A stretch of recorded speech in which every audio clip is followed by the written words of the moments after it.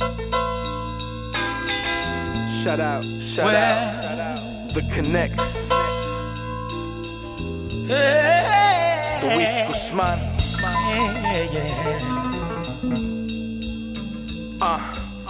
Don't ever go, never leave my side. Passion's all I have, courage is my drive. And if I lost you, I would lose it all together. I wouldn't have Welcome to I'm an Artist, Not a Salesman podcast, where we highlight the journeys of entrepreneurs and business people alike to showcase that every light and dark moment creates a beautiful piece of art. This is episode 25. I am your host, Luis Guzman. My guest today, dear friend of mine. He is an artist and a visionary in his field. He created Stash Barbershop over 10 years ago, and the shop has been a staple in the community of Union, New Jersey, as well as a cultural worldwide reach for the Stash brand. That includes Stash Coffee, Elephant Stash Craft Beer, among others. A master barber in his field, his work has graced the covers of magazines such as GQ, Billboard, Rolling Stones, and Vogue, as well as numerous silver screen movies, TV shows including the latest season of Power, and late night talk shows such as Jimmy Fallon. His wide range of clients he has serviced include Machine Gun Kelly, Big Sean, Method Man, Corday, Little Baby, Nas, Gucci Mane, NBA greats like Reggie Miller and Kyrie Irving, to stars such as Jocko Sims, Kingsley Ben-Adir, Daniel Kaluuya, Michael Ealy, Woody McClain, and countless others. He is a #1 book-selling author for the book he co-wrote with his daughter, Natalia, called Charlie's First Haircut. He is a producer for the TV pilot titled Grown, which is inspired by his life story and won the 2023 South by Southwest Award for Best Independent TV Pilot. He's a driving force in barbershop culture and constantly pushes to drive the business of grooming further with every cut he completes. Chaz Haslett, welcome to the show, brother. Man. Welcome Whew. to I need you to write my bio. Man, listen, like I said, you're like my brother, man. Can you forward that to me? Right after the show, I got you, brother. I got you. Anytime man. my wife gets mad at me, I'm just gonna hand it to her. Read all that. This is all the accolades. How you doing, man? I'm doing amazing. How are you? Doing great, man. Thank you for coming on the platform, bro. Thank you for having me, I really appreciate it, man. Yeah, this is more for me a treat than anything else, because normally a lot of the guests that I actually bring on, the first time I meet them is when they got a microphone in front of them.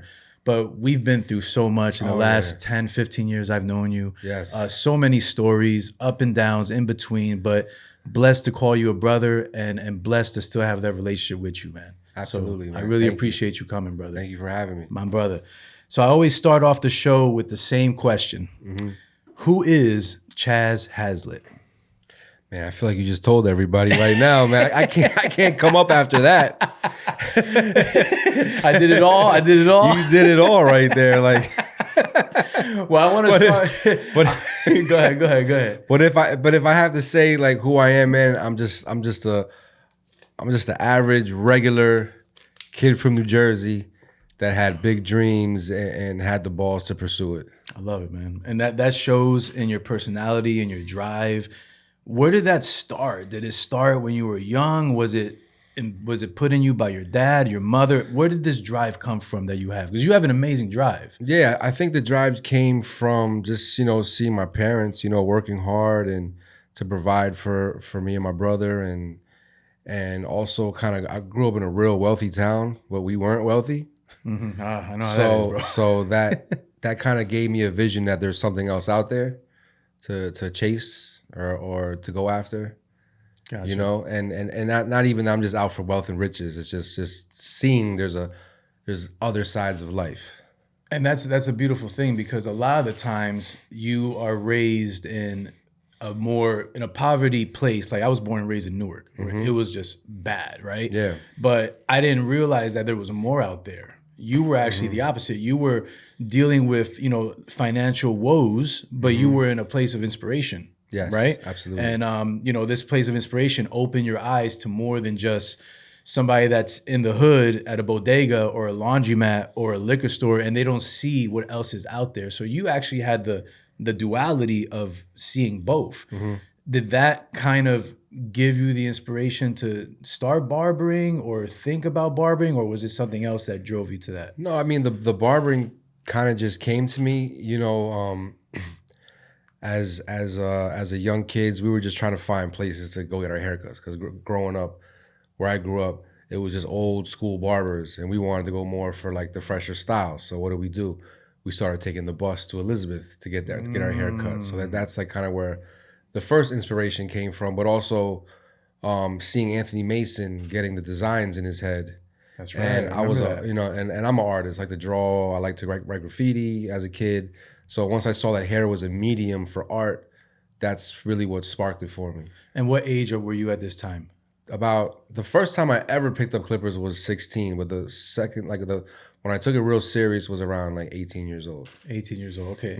Were you born and raised in? I know where you were raised at. I don't know if you want me to say that, but with that area that you were raised in, were you born there as well, or did you? Yeah. I was born and gotcha. Raised, yeah. So what was that? In Summit, New Jersey. I was born and raised in Summit, New Jersey. Yeah. So culture in Elizabeth versus Summit, night and day, right? So what was that first? Well, vice versa, because there was a big Spanish population, and there was a black population, and there was the white. It was a mixture of everything. Because out of all the suburbs in this area, Summit was considered like is a city, which is it's not, but it's considered. Yeah.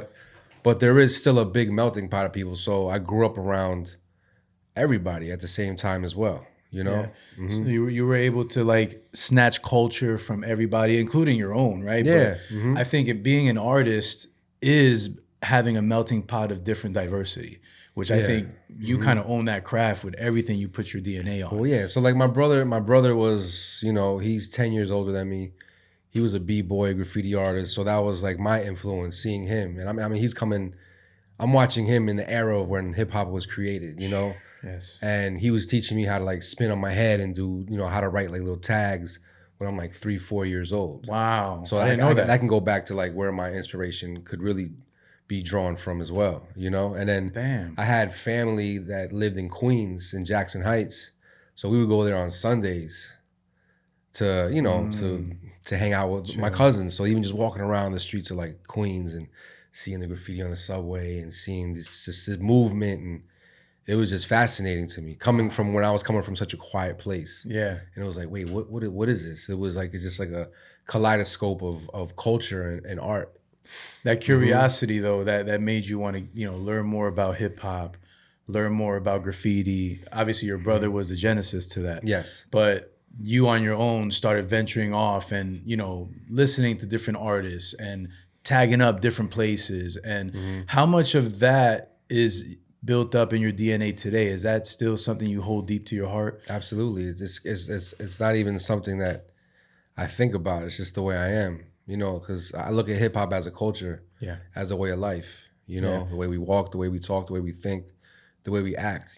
People kind of have hip hop misconstrued that it's just rap music, and it's not. There's so many more elements to hip hop, and it's given me a place to make a living, and kind of like help preserve the actual culture of it. So it's just something that's kind of, as you said, like just kind of built in my DNA. I asked you that because I personally struggle, because I've come from that same era as you, where it's built in my DNA, and now seeing how commercially successful hip hop is, and how they kind of don't represent it the way it should be represented. It's like the corporations took it over.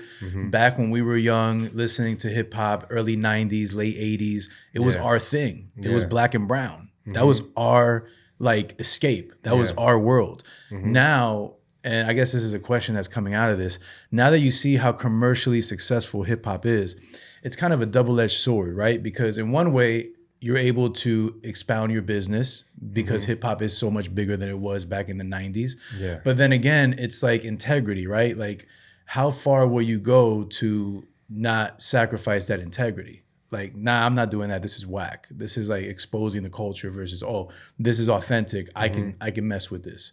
Where do you draw that fine line where it's like, okay, something feels good, I'm gonna do that, or I don't care how much money they throw at me, I'm not doing that? Yeah, I mean, I've been in those situations where it didn't sit well with my soul or my heart, and I didn't care about the money. I mean, we could always use more money and use a lot of it, but if it's not near my spirit, I don't want really nothing to do with it, man. So it has to connect with you on a deep level, on a personal level, for you to want to be attached to it. Yes, absolutely. It's not all based on finances. No, not at all. So that's what brings me to my next question. So obviously, Chaz, 16, 15 years old, going to Elizabeth, getting inspired by Anthony Mason, getting inspired by the culture, hip hop, etc. What was the genesis of Stash Barbershop from all that? I mean, that came down. That's 30 years later. Oh, that's 30 years later. Wow. yeah. So what happened? There's a whole slew of things way before that. Okay, so Just think about it. Yeah. That's Jeez. Yeah. Walk me what Chaz's life was like leading up to the beginning of Stash Barbershop.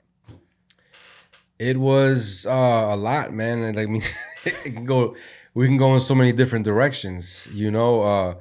Started cutting hair, got into a shop, and then I wanted more because I was just learning how to do fades and designs, but I wanted to expand. I didn't want to like be put in a box, so then I went to go work in a salon and started taking like these high-end like salon classes and traveling and another inspiration came was my cousin was competing for Mr. Venezuela. He was a model actor out there in Venezuela. And then seeing like hairstylists, like seeing like celebrity hairstylists, like people behind scenes doing his hair before he goes on camera. And I'm like, oh, what? Like, wait, this is a thing. Like, this is kind of crazy. You know, I didn't even know this. Yeah. You don't think about things like that, right? Yeah. You don't think, you know, beyond the barbershop. So, you know, that was an inspiration.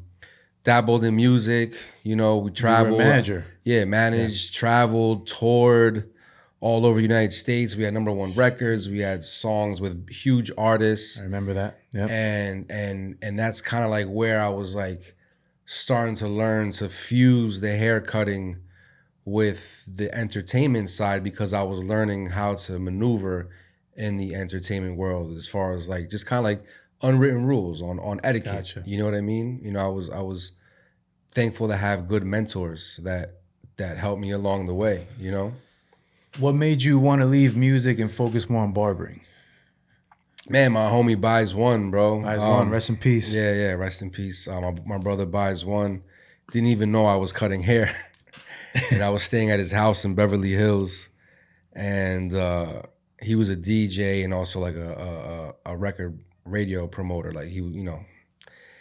And I was at his house and we're just chilling, just kicking it. And I'm going through my luggage and he sees a bunch of clippers in my bag. And he's like, Chaz, what is that? Why do you have all those clippers for? And barber equipment. He's like, I'm a barber. He's like, wait, what? You're a barber? I'm like, no idea. Man. I had no idea. Wow. So you didn't promote it at all. You were just on the hush for it. No, I was just doing my music thing. Got you. But I always have my clippers with me because I would cut the artists that I have or, you know, cut myself, whatever, you know, when you're on the road. And he's like, can you cut my hair? So I cut his hair, gave him an amazing haircut. And he's like, what are you doing managing artists? Why aren't you just focused on your hair cutting? I'm like, what do you mean? And he's like, bro, like, you know what you can do with this? If you promoted yourself the way that you promote the artist and you just did it for yourself and kind of opened up my door, like my ears and my like a door for me, you know? And he was like, this is what an idea I have for you, you know? Because he knows, like, you know, music's up and down, you know? And managing artists, like... It's a grind. It's a grind. It's a very selfless job. And you have to, like...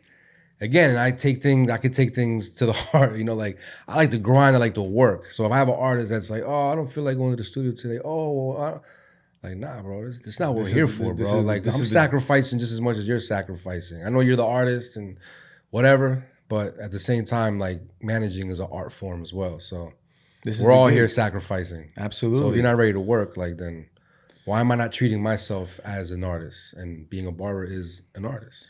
And it's crazy you say that, right? Because you give so much of yourself to the artist. Like you said, thankless job being a manager. And you start to see, oh, wow, but I can just pour this into myself. And as you said, I'm an artist. I can cut. I can make a living. I can be great at this. Yes. And it's very, it's almost, I'm enamored by the fact that Buys One was the one that kind of like opened that door for you mentally to get in. I've known you 13 years. I never knew that story. So that's amazing. I didn't know he was a big influence on your barbering. Huge influence, yeah. Wow, that makes me, it makes me a little melancholy because that he's not with us anymore. Because what I did with that was, I already had all the connects to make, to flyers, videographers, everything. So it was like, all right, this is what I'm gonna do. I started making like flyers for myself, like if I was like a club promoter, right? Like right. I remember picture those of me days, with like clippers. Like my first flyer looked like Daddy Yankee with clippers I on my you, neck. You I'm had like, the pretty voice looking. Yeah. Man. With my website on the flip side of like the barbershop that I was working at, I was passing those out like hustling, like street team, like the music mentality, like street team. Yeah, and then I started making like barbering videos, and this when we were wearing the black gloves and fusing the music side with the barbering and then that honestly I can proudly say like I sparked, and people that I worked with sparked that whole kind of like revolution of barbering. There's definitely a lot of more different players from different areas. Yeah. But when it came to making like professional videos and we're rocking black gloves, like we were doing that first for sure. Man, yeah, so trendsetter. You were a trailblazer in the industry, and not just with that, but I can name many other things that you've. I remember when you started I'm going a little bit in the future. The blade that Stash Barbershop created, the Rebel Razor, the Rebel Razor, and just me walking into Stash Barbershop for the first time, and I'm being serviced like I'm in a fine, high luxury, like I'm at the Gucci store. Hey, can we get you some champagne? Like these are the things. I mean, in this case, it was beer, but just like that respect of like I'm in a gentleman's shop. Yeah. And you guys hold that to a high standard. I'm jumping ahead, but I want to go back. Yeah. Unconsciously, you were prepping yourself for a career in barbering by working in the music business, because you were learning. Look how you just told me. I was handing out flyers. I was learning, the unwritten rules. You were training to be a barber as a profession, but you didn't know that. You were in the music world. Yeah. So now you were successfully able to fuse both, and you started the trend with the black gloves, right? Still no stash. No. Still working under, whatever you're doing. Yeah. When did that leap come where it's like, I want to get my own shop now? So I had my own shop first. Like before that, I had a shop called Traces back. Okay, I remember. In like 2000, 2001. And I had that at first. Then I sold it because I started getting into the music. And music is like my first love. Hip hop's my first love. And it was like, man, I could always cut hair. You know what I mean? Gotcha. I could always go back and cut hair. So I had this opportunity. I'm like traveling to different states. I'm meeting different people. Like I'm going to LA, and when I'm landing in LA, I got Big Syph shouting me out on Power 106, which is like the Hot 97 of LA. Yo, shout out to Chaz in town. New records, play, and I'm like, yo, what? Like this is crazy. It's exhilarating, bro. And in New York, at that time, man, we were fighting for respect. Man, it wasn't until we got respect outside that New York started rocking with us on the radio, because they're like, yo, why aren't you rocking with your own hometown guys? Right. So that's just, that's how the game works, right? So I know that. Yeah, so those experiences, man, like was what led me to sell it, and then I started traveling, doing that thing, and that's when, I did it for a few years and had a lot of crazy, great experiences. But it was also like, all right, this is like a crazy kind of unsettling life right here. You know what I mean? You're not stable. You're bouncing around. You're like a rolling stone. Yeah. You know I was gonna move to LA. And I was gonna go move with my boy Dre Sinatra. Oh yeah, Dre Sinatra. Yeah. I was gonna move with him to LA, and decided not to move to LA because I didn't want to leave my family. So I just made the decision to stay out here and build out my career out here. Gotcha. And that's when I really started going hard with the barbering, and like really like, all right, I'm treating myself as an artist, and I'm gonna make my name for myself. Because I know how to do it. Yeah, so, you've always been a type of person that I've noticed this about you. You put your heart and soul into something, and it works. Like you don't half step. Like you go deep into whatever it is you're trying to build. And Stash Barbers is a beautiful example of that. Yeah. Because again, I met you from the beginning, and I seen the naturalization of Stash Barbers over the years, and just the way you guys expanded the brand into, you guys have your own coffee. You guys have your own beer you're promoting now. You guys basically are like the cool kids at the table. And when we say guys, we say Checo. Checo, yes. My partner. Like, without him, there's no me. You know what I mean? Like, because he really holds it down, and he really allowed me to kind of go out there and kind of be like that freelance artist, and he held down the fort. He holds down the shop. Fort. You know what I mean? Like, so yeah, without him, there's definitely no Chaz. Big shout out to Checo, man. I love you, bro. He's a great guy as well. We're probably gonna have to get him on here as well. You have to, I have sure. to, man. Because he has a whole other perspective. Absolutely, man. Shout out to Checo, man. We're gonna get you on here soon. I remember that when I first met you guys, and you guys were at the shop constantly grinding. Checo was amazing. What a great partner to have. Was the goal ever, was that the plan for you to be freelance and for him to hold down the fort, or did that just happen? And how did that happen? It kind of just happened because I was just getting so busy. Like when I hopped into the celebrity world, as far as like working with celebrities, you know, like it would happen here and there, and I'd have to leave the shop and reschedule appointments, and then he started kind of getting into it too. And it was like we both kind of can't just be away. Exactly. You know what I mean? Yeah. And he kind of just was like, listen, like go for it, bro. This is your thing, But he still rocks out. Like he'll still he does. Yeah, he'll still does his thing. But it was more of like it was like it's my world, So as I just started getting busier and busier and busier with it. We just had to make that decision. Like you need to just focus on this, you know. And then my intention is with working with the artists, working with the celebrities, was as it was a Stash thing as whole because sometimes we're only 10 minutes from Newark Airport, so sometimes they'll land and come right to the shop and get a haircut before they have to go to the city. So you never know who you're gonna see pop up at Stash Barbershop. You know what I mean? Yeah. Stash barbers started to become synonymous with celebrities. Yes. Like you guys, like you said before, you didn't know who was gonna pop up at the shop. Yeah. Right. So you were grinding, you were doing that. How did that evolve to where it is today, where it's like you guys are synonymous to a deeper level, like with not just artists like rappers or entertainers, but like movie stars, people in really high positions. Like you guys have really parlayed that into a lifestyle for Stash. Like I remember you telling me, and I think we could jump it off like this. I remember you telling me when you first cut Machine Gun Kelly, right? Yeah. He didn't have no money yet. He was just about to sign his deal. He didn't even have a barber, and he had no money to pay you. He didn't have no money to pay you, and he needed to get a cut because he was going to get featured on, I guess, the Bad Boy roster or whatever the case was at that time. He was going to get featured on MTV. On MTV, okay. He was a new signed artist. And again, no money, and it's all about relationships, right? And what did you say to him when he came to you and said, I can't pay you? So what happened was he called me. I had cut him the week before. I just met him. And he went back to Cleveland. Called me a week later. I remember I was at the gas station by my house getting gas. He's, yo, Chaz, what's up, bro? Yo, I got so much love off the haircut that you gave me. I'm coming back to New York. They're announcing that I got signed to MTV. Wow. And I was like, that's amazing. He goes, can you cut my hair? And I'm like, what? I'm like, of course I can, Yeah. And he's like, how much? And I think at that time it was like, I think we were doing like $100, $150 for like hotel calls. Okay. That was back in the day. I was about to tell you. I was back then. Things changed. Because now we have ring lights and black gloves. Like all these athletes like to say that we overcharge because we have black gloves and ring lights. That's a whole other conversation. It's part of the aesthetics. All right? It's part of just giving a good service. Yeah. You need a ring light to see. But so I was like, absolutely, man. Like, he's like, how much? I told him like 150. He's like, oh man. He's like, I don't really have it like that yet. He goes, I got my deal, but the money hasn't been released. And I'm like, man, I'm not gonna mess up this opportunity for for $150. For $150. Yep.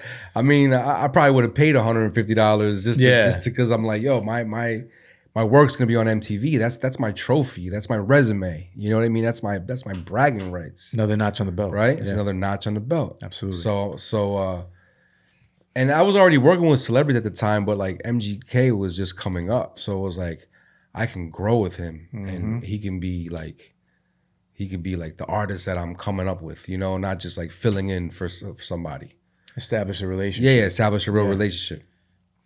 And I liked his music too. Yeah, he's dope. And he was like, all right, cool, man. I was like, yo, just shout me out on Twitter. This is like before IG. I was like, oh, just shout me out on Twitter, man. Whatever, it's all good, man. I got you, bro. Let's just grow. And I was like, as you grow, I grow. Like when you start getting your budgets or whatever, when you start doing magazine covers and your videos, just I'll be your guy. And nice. And he kept to his word, man. And then that was more of a relationship builder. Like you know, some people like will make fun of barbers because they're like, man, you got these barbers out here doing haircuts for IG pictures and for clout. See, that wasn't for clout. That was more of like a strategy, right? You know, and even if it wasn't a strategy, just for the fact that like I'm gonna help him out anyway because I want to look good. Like I connected with him. You know what I mean? So I want you to look good for your coming out party. You know what I mean? I understand. I remember the Starland Ballroom. I was with you, and you went to cut MGK. We were backstage, upstairs. Everybody's hanging out. And again, I'm just a fly on the wall, but it was a family atmosphere. Like you guys, I mean, even the drummer, I forgot his name. Rook. You guys were like talking, catching up, like not even about music stuff. And it felt very homey. Like, wow, that I think is missing when people that want to be in business world or entrepreneurs, it's not about the money, it's about the relationship. Yeah. If you would have been greedy and say, you know what, I want the 150, sorry, go somewhere else. Yeah. Look at all the opportunities you would have missed out on to not just grow a relationship, but grow your brand. Exactly. And I think a lot of people don't understand. It's not about the quick, you know, opportunity to make money. It's about let's take a step back and let's do this so it could be advantageous for both of us down the line. Yeah. And I think UNMGK is a beautiful example of that. Yeah, I mean that pathway led me to so much other opportunities, man. Yeah. You know, like got to travel with him a bit, meeting different artists, just meeting his crew. Like I don't see him as much as I used to, but when they come to New York, man, it's love. It's all love, bro. It's like you just pick up right where you left off, you know, and it just, you know, like he'll come and, you know, his last concert that he did in Jersey, I brought my whole family, but my little daughter is such a huge MGK fan. Look at that, man. My little 6-year-old. That's I get to bring him backstage and hang out and take pictures, and you know, she made bracelets for him, and like it's easy, you know, like dope. Not everyone or artists are gonna do that, and he always keeps the same people around him, man. Like he's just one of a kind, and his crew, the ESTs, one of a kind, man. Just solid family people, man. Never switched up. Dope. Never switched up. You could see that, and you could see why he grew so much because of that solid foundation. You guys kind of like are pretty much, you know, like side by side the same because you keep tight circles. Yeah. And look how you've grown, right? Is that a key thing in growing a brand? Is to keep your circle tight, keep trust, keep the right people around you? Like, is that like one of the number one things to keep in mind? Yeah, definitely. Definitely, yeah. Because, you know, in business and in the world, you get to meet so many different people, you know, so you kind of guys got to weed them out. The great thing about barbering is that you meet so many different personalities that you can kind of pick up on someone real quick on what their energy's like, you know? But again, I got to give it to Checo and my other guy, Reggae in New York. Like those two, like we just hold it down. Yeah, Checo's held you down, man. Yeah, Checo's been there day one. Like he, you know, right now since you're doing more freelance, you're outside the shop. I mean, you're doing movies, TV shows, photo shoots. And to Checo's credit, he also does a lot of, you know, hotel calls and does celebrity cuts. But he's holding down the fort. He's holding down the fort. Yeah. How was it for you in the beginning, right? Because you're a union barber now, right? Yes. So before I get into that, how hard was that transition to go from in the shop to out the shop, different responsibilities, and being a union barber and handling a lot more overload on your end? The transition was like being like working on film and set and television. It was the etiquette I had already just from working with different artists and celebrities, so I knew how to move in a room, and I know how to talk to them, feel comfortable, make them feel comfortable, and you know. The transition really is just the hours, dude. It's a whole different ball game. It's not like I'm at the shop from 8 to 6. No. I'm leaving my house at 3, 4 in the morning to go be on set, to go work with somebody. And then you're on set for 12, 15 hours. You can be, yeah. Wow. You can be. You can be for 16 hours, or you do overnights. It's different. Gotcha. Like, and the thing is that the grunt of my work is done when I get there, because the actor, the first person they see is hair. So I do their hair, it's, you know, and again, sometimes it can be 4 a.m, 5, 6 a.m, you know, and it goes back to etiquette. Like imagine at 6 o'clock, 5 o'clock in the morning, I have an actor. Oh man, you know what I did last night? Bro, I was watching the game and I did, and they're sitting here like, I'm just trying to memorize my lines. Yeah, you don't want to be bothered, man. Yeah, so it's just making sure you have a calm energy, right? And it's really just the hours, is the transition, and just a certain etiquette, you know. It's not, and then that's the thing. Barbers have such a bad name sometimes for just being over the top. Cloud chasers. Yeah, cloud chasers, or they're the best, or they want to be the loudest in the room. Yeah. A lot of these barbers think they're celebrities because they have whatever they think, because, you're usually like pretty popular in your area, right? As the barber, you go out and everyone knows you, or you go to a club, they want to buy you a drink, or it's my barber right there. Oh, you know, neighborhood celebrity. So it's funny, that stuff gets to people's heads. Yeah, it does. Yeah, it's so scary. I've seen barbers try to transition over to the celebrity world, and it doesn't work. It doesn't work. It doesn't work for them. You know what I mean? It's not authentic. It's not authentic. You got to know. People always say, "Oh, you have to stay in your lane," and it's not really a derogatory thing. It's like, you're great at what you do. You can expand on that, but don't try to be somebody you're not. And I think for you in particular, you've always been yourself. Everywhere you've gone, I seen you work a room. I seen you talk to people, and they gravitate towards you. That's not by luck or chance. That's the energy you give off. Again, I think the running theme of your story is unconscious behavior learned, because everything you've been doing to be successful was just unconsciously learned through the rooms you were in. You didn't know you were learning about unwritten rules, or how to speak to celebrities, how to treat an actor. You just like soaked up the game. I got that from my father, because my father's like that. That's what. So it's a gene thing. It's definitely, because my father, everyone likes my father, man. My father is the coolest cat in the world, and he's so laid back. Dope. Very smart, intelligent. Like, all my friends would come to my house and want to talk to my father and ask him questions, and just you can have a conversation about anything with my father. Gotcha, man. You know, so and he's just laid back. Everyone rocks with my dad. That's dope. I never knew that about you, man. I never knew that you got that from your father. Yeah, absolutely. Like, you have like a communal like spirit. Like you're about community. You're about social networking. You're about making even the guy sweeping the floor feel good about himself. That's kind of like how I see you. And everyone that I've seen around you, you've built them up. You're not selfish. You're not like, well, I'm going to take all the shine. No, you spread the wealth. You know, I can't do this. Hey, can you go cut this guy over here? Oh, can you go, bust this? You're able to spread yourself to not just you, but the people around you, to make them successful as well. Yeah. That's a very selfless gift that you have, because a lot of people will think about themselves first. Well, it's because I don't want to be, I want to, in order to grow, your team needs to grow, and you have to build people up, because you can't just be at the top with a flimsy foundation. You know what I mean? And then plus, I don't want to be the best in the room too. I want to work off the energy that other people have, So it's like, if I see something in someone and they have that work ethic and that grind, and it's like, all right, come on, let's do this. Like, I've already created this path. I've been through the hardships. You know what I mean? I can make this path easier for you if you just follow these steps. Exactly. You know what I mean? And then I just like to generally see people do well.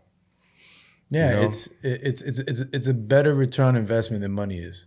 Because seeing somebody succeed off a seed that you planted, oh my God, that's a win-win, brother. It's a win-win. It's a win-win. Yeah. And speaking of seeds being planted, tell me about your relationship with Jocko Sims and how the project Grown came about. So that transition. Yeah. So with Jocko, I met him. I started cutting his hair with my boy Reggae. That Reggae's another top celebrity barber. Okay. And he introduced me to Jocko. Reggae was away, and I started cutting Jocko, and we just kind of hit it off. He seemed like a cool dude. Super cool, super down to earth. And Reggae was cutting him for his show New Amsterdam, but then he got called to go do another show. So he's like, Chaz, can you go be Jocko's barber on New Amsterdam?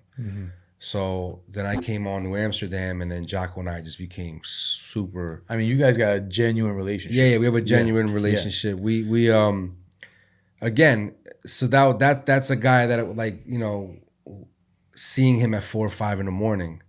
And sometimes I won't say anything. Sometimes he won't say anything. But there's days that we're sitting there cackling. Like it's going back and forth. Going back and forth. I'm telling him stories about my childhood. He's telling me stories. I worked 2.5 seasons with him, seeing him every day. So it's like a family. You know, it's like a family. You're seeing your people every day. And the thing was like, you know, then he's an amazing chef too. So hey Chaz, why don't you come over? I'm making this, I'm making that. You know, we're making, you know, eating together. And you know, the actor hair relationship can be weird because like sometimes you don't want to overstep the boundary too. You know what I mean? But then it got to the point where he's like, Chaz, I'm off. Like, let's go get a coffee. Let's go. Like, you know, he's inviting me out. Like, I'm just playing playing safe, I guess, if you want to say. So one day, like 6 o'clock in the morning, he comes, throws a script on my barber station. Out of nowhere. Out of nowhere. Like, hey, good morning, bam. Good morning. He was asking me questions like here and there, like, yo, what do Spanish people drink more coffee or tea? Or like just asking me like little random, like, coffee, bro. What are you talking about, man? And what kind of coffee? And there's little things like that. He's asking me little questions. And then one day he throws a script on my station and he's like, check this out. I want you to read it. And I'm like, what's this? And he goes, this is your story. I'm like, what? He's like, bro, I got inspired by all the stories you told me of your childhood. And I wrote a script and I want you to help me produce it. That is amazing, man. Yes. You inspired him so much that behind your back on some, I'm just going to come with the script. Like that's the power of connection. Power of connection. You connected with him on a deeper level and just cutting his hair. Yeah. And again, I'm just amazed that, you know, because a lot of the times actors get this rap that they're better than you and they're too busy. But this guy seems so down to earth that he was willing to not even tell you about it and just pop up and show you this. Like that's pretty cool, man. Yeah, and we shot that. We shot it with one of the so who shot it? Our the guy who shot it also shot Breaking Bad, Knives Out. Oh, okay, nice. So our cinematography is amazing it's in legit, it. You know, one of the producers has worked on like Curb Your Enthusiasm. Nice. So we had a legit like crew that was doing it, you know, and he wanted me to produce. It was funny because Jocko, we were cool, but he didn't know if I knew like how to be a producer or how to, you know, move, you know. So he's like, Chaz, you know, why don't you be a producer, you know, but still like, you know, there's certain etiquette. I'm like, yeah, all right, cool, all right, cool, you know. You know, he might think I'm gonna hop on set and like, no, I never said it like that. You gotta do it like this. You gotta. So we tease each other back and forth with that because he's like, I was like, man, you thought I didn't know anything, right? Like, look at that. And he laughed. So when I went on set, I was able to like give certain notes, but you know, and it's just back to the etiquette part, you know. We shot that. He edited it.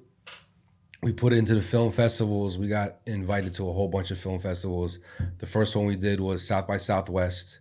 Which you won the award for. We won the award for, which was like, that's crazy. Dream come true, right? What was the feeling? It was unreal, dude. Like to see my name on a big screen.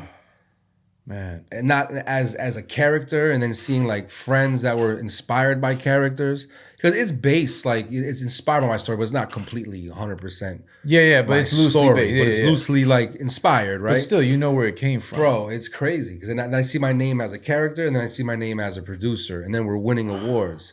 And then through my Music Connects, we ended up, we collabed with Def Jam, and we did a party at South by Southwest. So we're bringing DJ, we're bringing culture, we're bringing music to this atmosphere. You know what I mean? Man. So then we did that. We won that award. Then we went to Series Fest in Colorado, and we won 2 awards over there. And the same thing, brought Def Jam through a party at like the Soho House in LA, in Denver. Nice. Dope. Brought Dre Sinatra from LA. Had a crazy party. We gave out, I think, 100 bags of our Stash coffee to all like the TV execs and the publicists. And again, then I knew how to do all this because of my background. Yep. You know what I mean? So you were preparing for this moment. I was preparing for all these little moments. Did you cry? I feel like I would have cried, like by myself in the room, like taking it in, like, wow. Like, did you have a moment? Probably, yeah, definitely. Yeah. I'm thinking like I'm feeling your feelings, and me being an emotional guy. Like if I had that happened to me, a TV pilot, a producer, my story, name, lights. I guess my question is, when everybody's gone and you're in that hotel room, lights are off, you're laying in bed, did you soak it in? Yeah. But I soak it in and I let it out because it's time to keep going. Keep going. There's no room to be stay like, in it. This is it. We're doing. No, it's like, what are we doing? What's next? Like, how are we going to continue? How are we going to grow this? Or, That's beautiful. Yeah, man. no, it was crazy. That's crazy. That's freaking awesome, man. I mean, just even like we were talking off camera about legacy. And interestingly enough, that's a question I have for you. Like, what does your legacy look like? What do you want your legacy to be? Because I know you're a family man. You take a lot of pride in your family, your children, teachings, lessons, showing them the right from wrong, being an active father, with your kids, which I think is missing predominantly in Black and brown communities. But you being such a great father to your children and such a great example of what a hard worker is. What do you want your legacy to be like? Man, I guess I want to be someone that was known for just helping and inspiring people, and just trying to uplift people as a whole, whatever community you're in, I just want to see people prosper, grow, give out the conscious vibe, you know what I mean, and look just deeper into yourself to know who you are. And prosper, really. That's what I'm doing with my kids. I'm just building up my kids too, different, because they have it the hardest now, our children, just with all the distractions out right now with social media and trying to keep up with being a certain way and just distractions with it's crazy. It's bad, right brother. Now. You know what I mean? We were raised in a different time. We're raised in a different time, but I'm making sure that I want to keep those old school morals with them. So like, thank God, even like my mother retired when I had my first kid to help raise, like while my wife and I are working, she was taking care of our kids. So like, I'm like grateful for that because, there's like the last of the Mohicans as far as like the old school. So she's got that old school Colombian, like, way of being. So like at least I'm just trying to give out that vibe, man, that conscious is a pathway to consciousness. You carry it everywhere you go. Everywhere I go. And you can see by your, not just, forget about professional accolades, right, for a moment, but just your personal accolades. Normally people that are very good professionally have a really hectic, chaotic home life. You are able to balance that where you have a great professional, life, but then you have a great life with your family and your wife and, your home life. Yeah. How hard is that to balance? And have you ever had moments where it was difficult or testing? Like, how do you balance that every day? The way that I balance is that everything on the outside doesn't matter. You know what I mean? Like, I'll get a phone call, hey, can you go cut this person? Can you do this? I'm like, nah, man, my son has a soccer game, Yeah. And then the entrepreneurial like spirit will be like, no, you gotta sacrifice. You gotta, bro, nah. I've done my sacrificing, bro. You know what I mean? Like, I've earned that to say, no, I can't do that, And I've earned that. And at the end of the day, bro, like, what are we doing this for? You know what I mean? Like, we could talk about legacy, so people remember me a certain way. I want those kids outside in the other room to remember me a certain way because everyone else doesn't matter. You know what I mean? So they're not gonna remember like, oh man, my dad went and he cut this person for this movie. When I'm like when I'm gone, or they're gonna remember when I took them to go play on the swing set or whatever, or and took them to get ice cream and those memories, take them on vacation. Like, you know what I mean? Like, absolutely. All that other stuff is noise. It doesn't matter. Like, I don't care about cutting celebrities or like even like I don't even like talking about it too much. Like, a lot of my clients won't even know I do until they start following me on IG or nothing like that. You know what I mean? It's just what I do. It's just part of like who I am. It's just my lifestyle. You know what I mean? Yeah, you're able to turn it off when you're home. Yeah, everything and else be doesn't a father. Matter. Yeah, everything else doesn't matter. I'm not caught up in that. People get caught up. The problem is that we live in hype world, hype beast. And people think more than what it is, bro. Yeah. Because if you strip all the layers away, bro, what are we at the end of the day? We're just humans. Human beings, man. Yeah, and everyone has it out. Yeah, we all have a different experience in life. You know what I mean? People just get up too caught up in money, cars, power, whether it's watch it, whatever. I don't care about none of that, bro. And I like the nice stuff though. Don't get me wrong. Like there's always room for that. I like the room for it, bro. But if that's what if you're just doing it for that, bro, like being flashy and all that. No. Okay. There's I believe in giving your to the victor goes the spoils. I believe in that. Yeah. But that doesn't mean I'm gonna go out there and buy something that's way above my means. You know, you reach certain milestones in your life professionally. You deserve an award. Yeah, absolutely. If you do it within reason. Yeah. It's not like you brought this car and now you can't pay your mortgage. You know what I mean? Like there has to be some type of level of conscious awareness, which unfortunately in this world, day and age, nobody really does that. They're like, I'm going to buy this, I'm going to buy that. And everything's just fake, bro. All my cards aren't working and I can't pay my car note. Like, no, you still have to, in your core, know who you are. And I think you exemplify that. No matter how successful Chaz has gotten, he's always stayed true to his roots of who he is as a person. Family man, morals, integrity, not all about money, and understanding that we're here for a bigger purpose than just financial gain. And there's really no rhyme or reason as to why you're so successful. It's because you're just doing God's work and you're getting paid back. There's really nothing to it. Like you are great at what you do. And you keeping that core energy has allowed you to have these opportunities. And you're going to keep getting these opportunities because of the person and man that you are. And I think people need to understand that going into business, going into working for themselves, money's cool. Yeah. Success and fame and all that stuff is cool, but don't forget who you are. Exactly. And I think you live, breathe, and eat that every day. And don't forget to give back too. Yes. Giving back's important. Yes. And just being a good person. Because there's times where I'm like, damn, you start feeling like down and out. But then you got to keep the part of being an entrepreneur is like these ups and downs, right? Where you're like, man, what's gonna happen today? Or I haven't got called in a while, or you know what I mean? I know that feeling. Yeah, you know, ebbs and flows. Yeah, and you're like, what is going on? And so you start getting into your own head. And as an artist, right? You know, as an artist, we're crazy. We go through these different emotions, but I'm a strong believer, man. And like when you do right, it's always gonna come to you, bro. So something's always gonna be there for you to be able to provide. Absolutely. You know, because there's just times where you're feeling down now, and then the next day you're getting like 3-4 phone calls. Hey, I need you to be here. Can you do this shoot? Can you do that? And you're like, see? Yeah. No, it just comes to you, man. Speaking of things coming to you, during the pandemic, you wrote a book with your daughter, Natalia. Charlie's first haircut? Yes. How did that come about? Man, so that came about, it was an idea that I had for a while about creating a children's book, like for kids who are scared to go to get their haircut, right? Like I've seen books of like first visits to dentists, to doctors, and going to get a haircut's a big deal for a young kid because most of the times the parents are going to tell them where they're going because they don't want to hear the screaming on the way to the barber, right?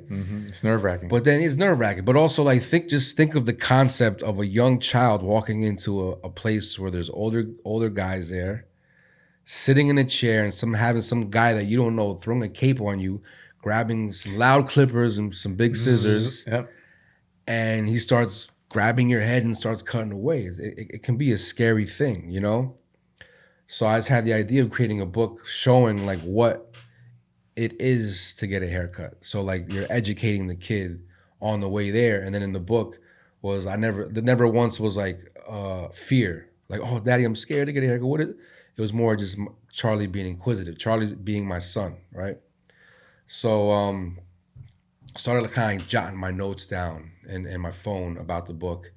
And then I've had it kind of sitting in my notes for a little while. And then during the pandemic, when everything was going on, I was like, this kind of be a cool little family project to put together as a way to distract them from what's going on in the outside world. So I started working on it with my daughter. I was like, here, this is the notes that I have.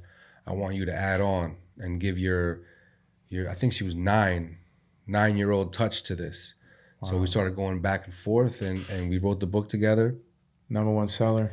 And it ended up becoming a #1 seller on Amazon. Wow, and it's distributed in like, I think it's like 1,500 like different distribution sources and all over the world. It's on Amazing. barnesandnoble.com. I'm actually revamping the website now. Nice. So we can start kind of like pushing that out and start creating new books as well. So cool, man. And My daughter got a proclamation to the town that we live in from the mayor, and wow. a few news articles written up about her. She was the youngest published author in our town. Look at that.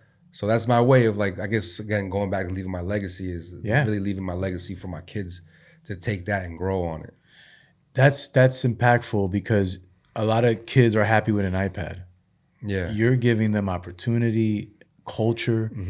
You're teaching them how to lead. You're making them independent thinkers. Yeah. And that's something that's missing in the parent and kid culture. Like nowadays, every parent wants to be your friend. They don't want to be your actual parent. Yeah. But also give them the jewels they need to succeed, not in this fake world of social media, but in real life. Yeah. And doing something that has value, that's tangible. Like, wow, I can touch and feel. Natalia's going to be 50 years old one day and touch that book and go online and see it. Like, there's no other, like, there's nothing else that can compare to that. Thank you. That you're giving them. And I want to appreciate you for that, because I don't think a lot of people ever take a minute to sit down and think, because I know you don't either, because you're on to the next thing. But in case you haven't, I want to thank you for what you've done, not just for yourself, but for your family. Thank you. Because you are a real example of what not just a father, but like a man of integrity should be. So, you know, I'm pretty sure you've heard that, but I'm going to tell you again, because you're my brother. So but that's what I want. I just want to build them up. You know what I mean? Absolutely, man. Definitely build up my daughter. Like I said somewhere else, I was like, I don't want someone's dusty son to take her to Dunkin' Donuts and think that that's it. Yeah, no, you got to give him the game, man. You got to give him the game. But, you know, but it's just about keep building her resume at 9, you know, and give her the confidence, because she's an amazing writer, man. Wow. I mean, she's been writing stories since she could first grab a pen. She's got stuff that's probably when she was like 6, 7 years old that I can publish now. Wow. And stories and ideas. So like she's so creative and so smart. She blows my mind every day. I'm gonna have to get her on here next time with you. Yeah. It's for real. Yeah. But again, she's a byproduct of what you created. And everybody in the book is like family too. So like my younger daughter Gigi's in it. My wife's in it. Charlie obviously is the main character, which is it's like. How does he feel about the book? I think has accepted it now. He's accepted it. He's like, Dad, no autographs. He used to be like embarrassed or shy about it. You know what I mean? But that's so it was cool. funny because one time we were on the playground and there was some kids there that were like, "That's Charlie from Charlie's First Haircut." Stop. And he kind of went like so this, funny. and he got hype a little bit. He got hype a little bit. And he's super chill, like laid back. But he got hype. He was like, "Oh, yeah."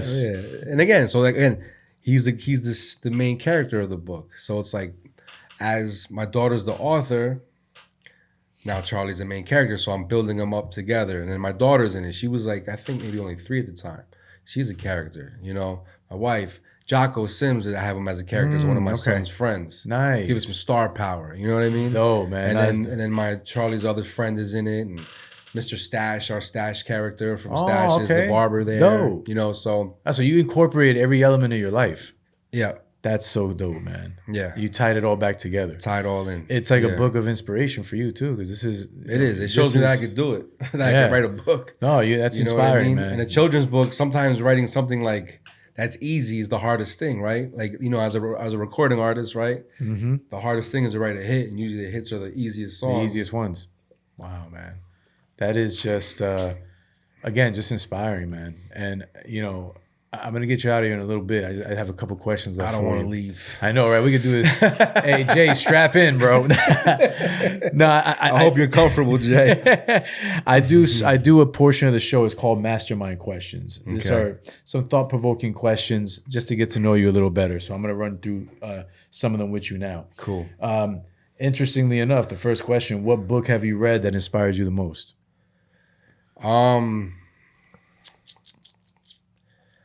Man, Mark Ecko wrote a book. Really? Yeah. Echo Unlimited? Echo Unlimited. Get out of here. What's the name of the book?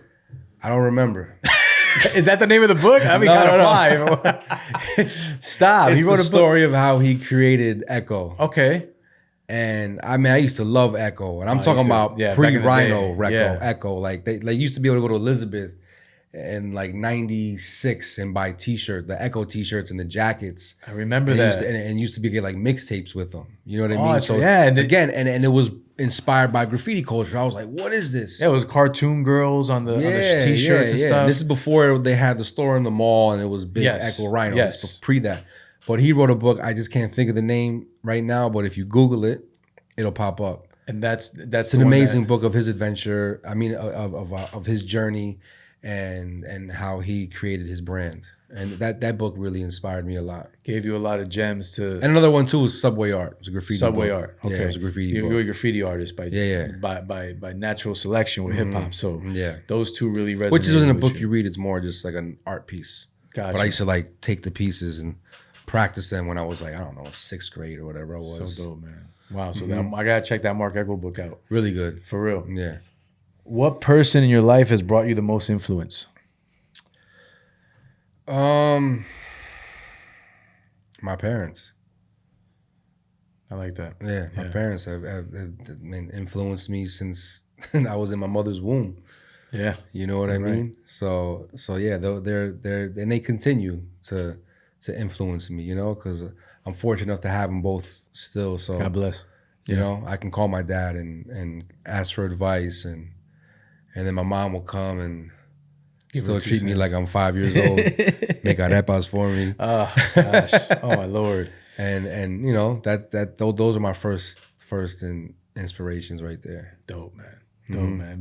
That's a big blessing to have both too. And to you, you know, to your parents' point, every gem they taught you, you just been handing it down to your children. Just handing it down. Yeah. So it's like you took heed to what the lessons they taught you, and now you're just spreading the wealth, and then that's going to create generational with, you know, your daughter, your sons. Like they're just going to keep passing along the message. I pray for that. Yeah, that's dope. That's very dope, bro. Yeah. What keeps you driven in life? What keeps me driven in life is just kind of just going back to saying the family, you know, and also the fear of not being successful. And expound on that. It's just a fear, you know, because you know, and when I was younger, I was a little trouble youth. You know what I mean? Yeah, I get you. You know, so I never want to go back to that feeling. You know what I mean? Because that character, that movie's over. You know what I mean? And then that character still exists within me, but it's someone that I've put away. So it's just, I guess that's my driving force is like, I don't ever want to be that person ever Never go again. back. You know what I mean? So, and I think that's it. Dope, bro. Dope. What was the lowest part of your life, and how did you overcome it? The lowest part of my life? Damn, dude. I told you, thought-provoking. I don't know if I can think of a particular moment, but the life of an entrepreneur is filled with lows and highs, right? So I can't really like expand on a particular moment, but our lives are created from lows and highs and middle ground. I think what takes me out of the lowest point of a feeling, of emotion that I have, is I always say to myself, it can always be worse. You know what I mean? It like at the end of the day, whatever I'm going through right now is, I don't know, let's say a first world problem. Yeah. You know what I mean? Because you got people that are getting bombed right now, No, kids that are losing their parents right in front of them, or don't have water, don't have food, don't have any of that. So like my low is like, man, I can get through this. Yeah, absolutely. You know what I mean? So Absolutely. like that's kind of what keeps me grounded. Like it could always be worse, man. At the end of the day, I'm still blessed. No, I don't like to hold on to it. Yeah. Because then you get stuck and you get in your head. And you start feeling down. You start feeling sorry for yourself. Like, my problems ain't that deep. That's beautiful. As I deal with that myself with certain things, and I have to remind myself, and my wife does a great job of that too. Like, babe, we're good. Hey, we're good, bro. It's Saturday. We're doing a podcast, we're breathing. We're having a good time. We're laughing. Like, who cares about the minuscule small things? They're not really important. They don't mean nothing. And then, you know, like you say, you carry that around. You become an angry person. Yeah. And nobody wants to be around you. And then you throw on more anger on top of that. Bad things keep happening. It's accumulation. It's accumulation. Negativity. Exactly, man. So, you know, being positive, even in a really messed up situation, it's powerful in itself. It's powerful. It's hard. It's hard. It's hard. And I'm not a saint. I go through my up and downs. Absolutely. There's times I've been very upset. I'm like, this is not fair. This ain't. And then I have to go back and say, Lou, no, but you're blessed. And when you keep that like mind state, you're not gonna fail. Yeah. You're not gonna fail. You're gonna keep moving forward. So I love that, Chaz. What does the next level of success look like in your life? The next level of success for myself is, my idea is to keep creating books, and you know, we're building our website right now, and just keep building products and residuals, so I don't have to. It's not the grind anymore, as far as like the physical grind. You know what I mean? Because my next level of success is being able to do whatever I want, whenever I want, which I kind of like live that life right now. Yeah. But now it's like the next level. You know what I mean? As my kids get older, you know, like just building them up, man. Building them up. Yeah, that's my next level of success is passed on to seeing my children prosper. But by them prosper is me just making sure that I'm there, you know. But they be able to like, okay, let's keep building these products and these books and just building residual income. Dope, man. Yeah. Very, very, very great answer, man. What's the last thing you purchased that changed your life? The last thing I purchased I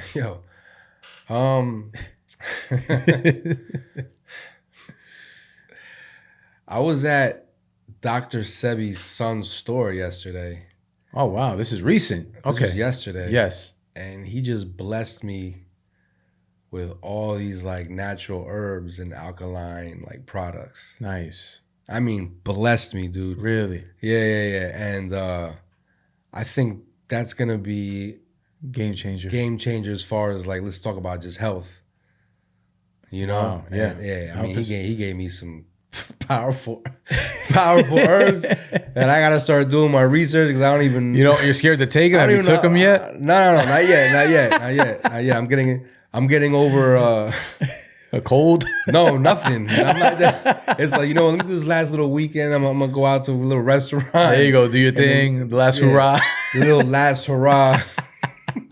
Get some steaks, some Italian food. I don't know what's gonna happen after this. Oh, so I man.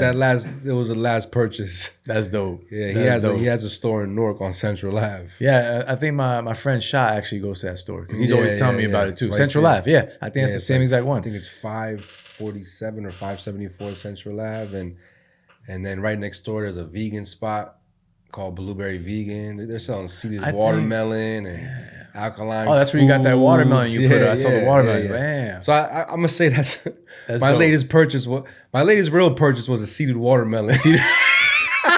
Because Victor blessed me with the herbs. Oh my God, bro. But that's putting some good nutrients in my body. No, that's important, man. And listen, I stress this so much. And you know, you could be as successful as you want to be. You can have all the blessings, but if you don't have the health, without the health, you can't enjoy your treasures. You know what I'm saying? Yeah. I feel like the older we're getting, like you know, you got to really start, you know, prioritizing health because you know, I mean, when I was young, I was eating McDonald's like it was going out of style. That was bad. Yeah. Took me a while to get on the wagon. Now I have a pretty strict diet. Yeah, you've been exercise. Grinding, bro. You've been grinding. Yeah, man.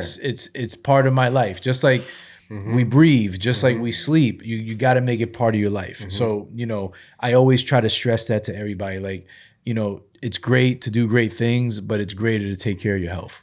Because without that, we can't get out of bed, we can't walk, we can't talk. Yeah. So I'm very, very happy for you, man, that you got those. You gotta check that store out. I'm gonna check it out, man. Seriously, yeah. You're not the. They do the Irish. I don't know if it's Irish, but it's the sea moss that he makes.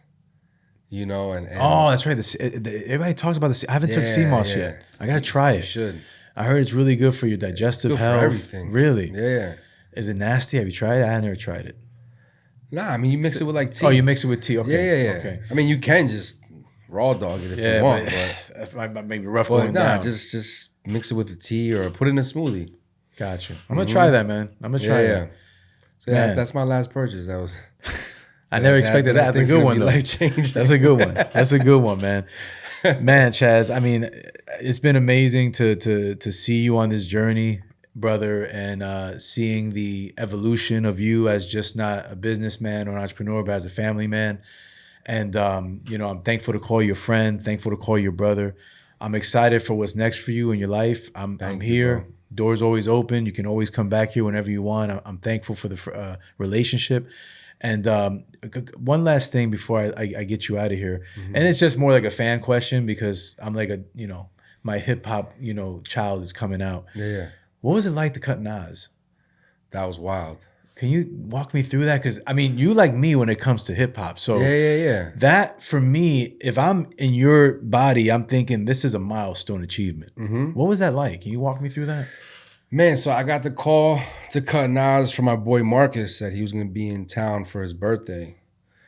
And I was like, what? Marcus Exotics?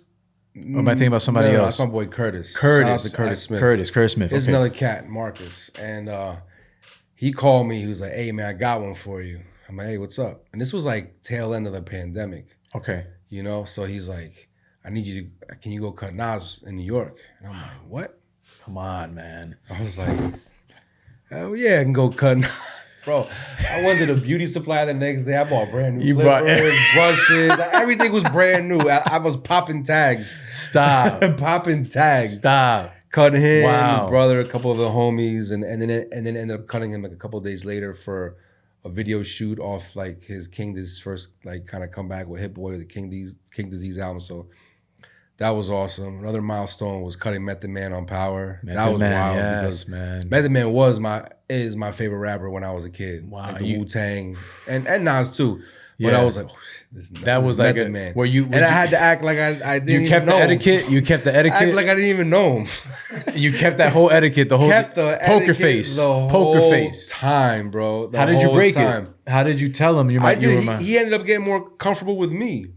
It's normally how it happens. Then the client gets comfortable with the barber because I wasn't acting like a fanboy. Wow. I mean, the whole time I was fanboying the whole time, and he'd start playing like music for me, like stuff this, and then he started playing little music that he didn't come out yet, or he'd sometimes like rap while I'm cutting his hair, or on set he's rapping. I'm sitting here like, yo, this is crazy. This is crazy. This is crazy. And then we ended up becoming, cool, and we then like as the levee broke, then I was like able to talk that talk. You know what I mean? Gotcha. You actually Especially when it comes to Wu-Tang. Like, it all came out like eventually, bro. Eventually. Man. You know what I mean? Eventually, yeah, it came out. And then I was able to get him on a song with my boy Marlon Craft. Yes, you told me that. Yeah, which was so he loved that Marlon Craft. He's like, well, who is this? I mean, when you were playing the record I played him some stuff from Marlon Craft because we would start talking about it. He's like, man, this hip hop today, man. I was like, yeah, there's still some guys out there, man. And I played him Marlon. He was like, yo, I like this. I'll do a song with him anytime, bro. Call Marlon. I said, Marlon, I got one for you, bro. Wow. And hooked them up. And they did a video and everything. Oh, they did everything, bro. That song's fire too. You know what I mean? Great record. Yeah. And again, for me, I did that for the culture, man. I'm just trying to uplift because the young Marlon Craft and then Method Man, the OG, they came together and made a beautiful collab, bro. So yeah, that was cool. So that was awesome, cool. man. That was yeah, working with Meth was kind of crazy. Awesome, it was kind of bro. crazy. He was super cool too, man. No, he seems like a cool, laid down to earth type of guy. Mm-hmm. It was Nas the biggest as far as hip hop that you cut? I think so. Nas? Okay. Yeah, Nas and Meth and it's a lot, bro. I forget my list sometimes. You cut the actor that played Bob Marley, and I know how big your that was crazy. Your affinity for Bob Marley. I mean, you're a Rastafarian, man. Like you love Bob Marley. So how was that for you? That was wild, bro. That I got that phone call to cut Kingsley, man, because of my influence with reggae and roots and culture. It's funny because you can say Rastafarian, but I don't even smoke weed. I know you don't even smoke. I know it's crazy, but you love the music so much. I love the music because it's spiritual. You put me on to so much like good reggae, so it's like because it's a path to consciousness, bro. You know what I mean? And I was and that's the way I'll get myself out of my lows. Like when the world's crazy, I put my reggae music, I just relax, chill, and then just kind of make a connection with God. You know what I mean? But no, that was crazy, you know, because Bize One was the one who really taught me like about reggae and all that, and he was Marley's DJ for a while, and toured with him. Okay, you know what I mean? So like that, I took that moment as like Bize One throwing me a bone from up top, you know, like divine intervention. Like here, man, you're gonna go work with the guy who played Bob, and Kingsley is an amazing person, dude. Wow, amazing person, and it was crazy to have conversations with him about how he was getting into character for Bob, and we're playing Bob while I'm cutting his hair, and I'm like, man, like these are the moments that are worth more than anything for me. You know what I mean? Because at the end of the day, I picked up a pair of clippers. Like the first pair of clippers I think I picked up were like my friend's dad's clippers, and I cut his hair like in his porch. You know, so and then, you know, picking up clippers from CVS to mess up my friends, and to see like where that tool has brought me. You know what I mean? That's my artist, that's my brush. Yeah, that I was able to paint my life with. And it's taking you all over the world. Taking me all over the world, bro, and meeting all types of different walks of life, and just giving me blessings. Wow. That's to me what barbering is, man. Like people have this whole new thing with barbering, and they try to play us out that we think we're celebrities, we think we this, we think we're that, but there's so much more than what we, you know, we're a community. Yeah, your community, you guys are artists. Yeah, and I want to like bring that's the vibe that I want people to like at least take away from this interview. Like if there's any like upcoming barbers or entrepreneurs, like I want them to feel that. I love it, bro. Chaz, I can have you here for another 3 hours. Oh yeah, we can talk for 2 But we might have to do a part 2 soon. Yeah, you know what I mean? Mm-hmm. But man, I want to thank you for your time. I want to thank you for sharing your story. You know, sharing the genesis of not just you or the barbershop, but just the evolution of what you've done and what you are going to do. And I know that someone's going to hear this and be inspired if they want to be a barber as well. So man, I really do appreciate your time. I'm going to give you the floor now. Let people know where they can find you. Let them know what you got coming up next. And we'll rock out of here. Cool, man. You can find me on IG. It's Chaz the Barber, CEEHAZ the Barber on Instagram. Just watch out. That's it. You guys have a whole bunch of things coming up next. My brother, but I'm also excited. Stash Barbers. You can go follow Stash Barbers. You know, we have our coffee on stashbarbers.com. We had a collab that we did with Twin Elephant. It's a brewery in Chatham. My boy Tim and his wife Cindy, we put that together. Nice. We put together, it's called the Stashed Elephant. Nice. It's a nice bottle. Yeah, it's beautiful. Very nice. Beautiful art piece. And what else do we have coming up? Anything that you haven't discussed yet that you want to break here first? No, we just have the website, charliesfirsthaircut.com will be up soon. We're doing a relaunch, you know. Okay. So awesome. That's it. Just watch out. We have movies coming out and all types of things. Ooh, movies coming out. You need an extra actor? I'll go play a role. I'll be the podcaster. Cool, man. Awesome, Chaz. Thank you once again, brother. Best of luck to you, and we're going to chop it up again soon, brother. Awesome. Thank you for having me. Of course. That is a wrap on episode 25 of I'm an Artist, Not a Salesman podcast. If this podcast inspired or moved you to follow your dreams or aspirations, please subscribe to our Apple, Spotify, and YouTube platforms by typing in Luis Guzman, I'm an Artist, Not a Salesman, and clicking that subscribe button. Please make sure to follow my Instagram handle at I'm an Artist, Not a Salesman for further content and updates. I am thankful for every listener, and I pray you have a blessed one, not a stressful one. Peace. I need you by my side.